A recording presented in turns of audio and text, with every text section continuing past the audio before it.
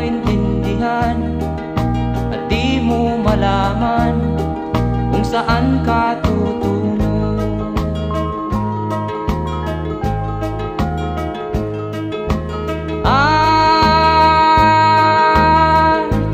Kung nakamit mo na ang pangarap,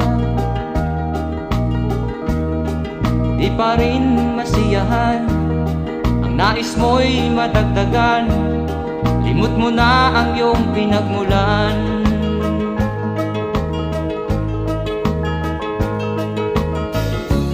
Bakit nga ba